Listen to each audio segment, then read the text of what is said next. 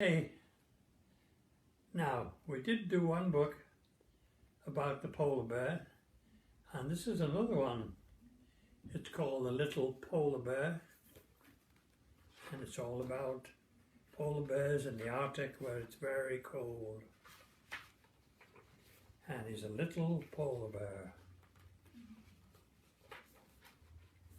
It was a big day for Lars. His name was Lars, by the way. He was going with his father on the first hunting trip. Lars was white all over, just like his father.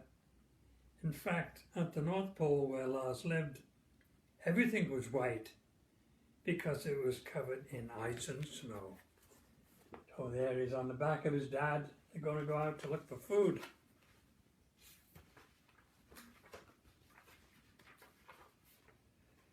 Lars' father showed him how to do all kinds of things. Follow tracks, swim and dive. He talked and Lars listened silently, paying close attention. Once his father disappeared underwater and stayed so long, Lars began to worry. But when his father finally reappeared, he had a big fish in his mouth for supper. When it was time to go to sleep, Lars' father said, "Make a big pile of snow to protect yourself from the wind like I do." Lars was proud of his pile, but also very tired. He quickly fell asleep just like his dad. But during the night, the ice began to crack. The piece where Lars was drifting off. So, a piece of the ice is cracking open. When Lars woke up, it was morning, and he was all alone in the middle of the sea. It was getting warmer and warmer, and the piece of ice and Lars' pile of snow was getting smaller and smaller. When the ice was almost completely melted, Lars saw a big barrel drifting by. Luckily, Lars was able to reach the barrel and climbed on top of it. Then a storm began to rage. As Lars clung to his bobbing barrel, he missed his father and his pile of snow more and more. Poor kid, he's out there in the ocean on the barrel all on his own.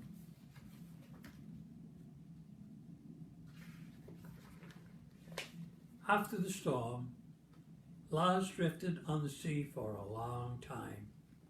At last, he saw land but could not see any snow or ice. Almost everything was green and sun was very warm. Lars carefully slid off the barrel and stepped onto the beach. There, so he sees he's come to an island where there isn't any snow, it's all green. But he was still on the barrel. The beach, it was hot and yellow. It burned Lars' paws. He ran to a river nearby, but just as he was about to plunge in, a very big tan animal sprang out of the water.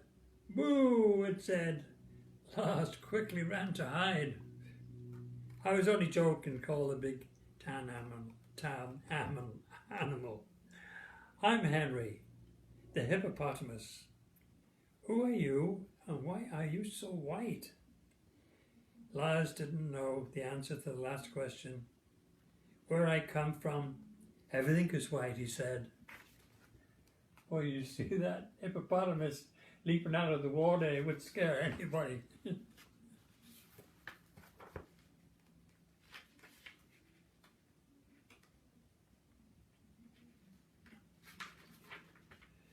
He told Henry about his long journey and asked him how he could get back to his father. Henry listened sympathetically, but he was really confused. He wiggled his ears and squirmed and finally said, The only one who can help you is Marcus the eagle. He has travelled all over the world. He will know where you come from and how you can get back there. But we'll have to cross the river and go through the jungle and climb the mountains to reach him. Lars was happy to go, but when he looked at the river, he said, "The only problem is that I can't swim very well yet." "No problem," said Henry and laughed. "Climb on my back. I can swim." So, there he is, on Henry the hippopotamus's back.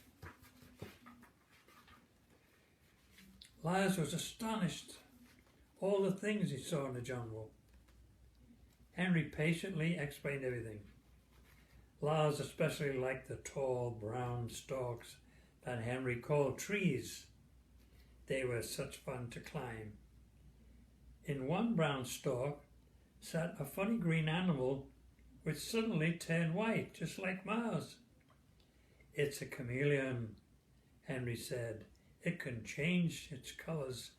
Lars thought that was a handy thing to do, would be able to do if he could do it.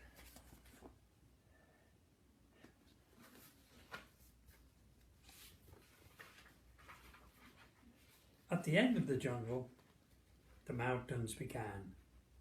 It was a bit cooler and Lars felt more comfortable. Henry found climbing difficult, but Lars helped by telling him where to step. After a while, Henry was exhausted. "That's enough for today," he said.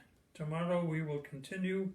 Let's rest here and look over at this nice view."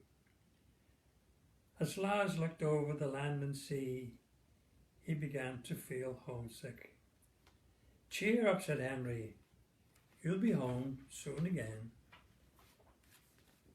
See up in the mountains, and he'd begin to feel like he'd like to get home again.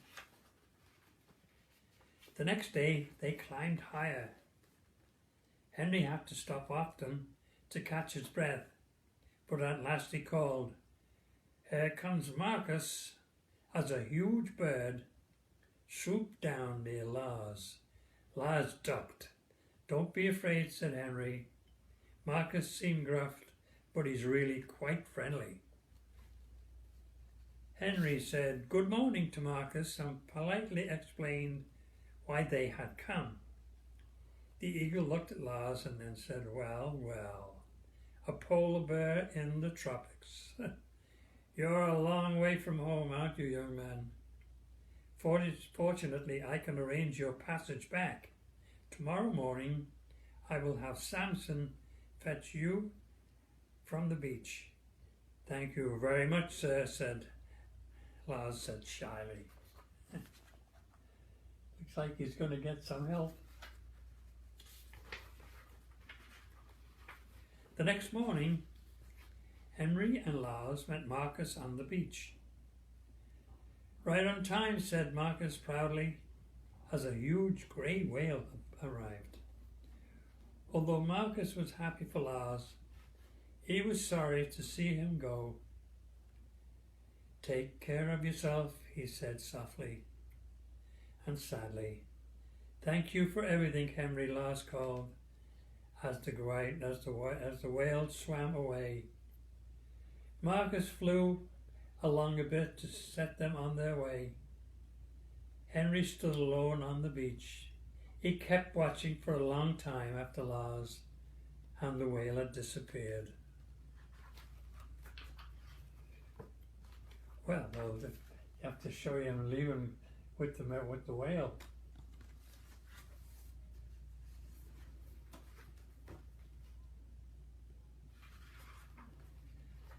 Samson swam a long way until they were surrounded by ice and snow. "We must be near your home now," he said. At the same moment, Lars called, "There he is, my father! Father, I'm back!" Lars' father couldn't believe his eyes. There was Lars, riding on top of a whale. Lars' father was very tired for looking for Lars, but he wasn't too tired to catch a big fish for Samson to eat to thank him. Samson waved as he swam away. "And now," said Lars' father, "we must go straight home because your mother is very worried." On the way home, Lars rode on his father's back. Everything was white and he was surrounded by snow and ice. But this time, Lars talked and talked while his father was silent. He told his father about all the amazing things he had seen. Henry, the tall brown storks, Marcus, and much more. You didn't meet anyone who was white?" asked his father in surprise. "Nobody except a chameleon," he said, "but that doesn't count." Lars had to laugh to himself because his father didn't understand his joke. There he is, home on his dad's back.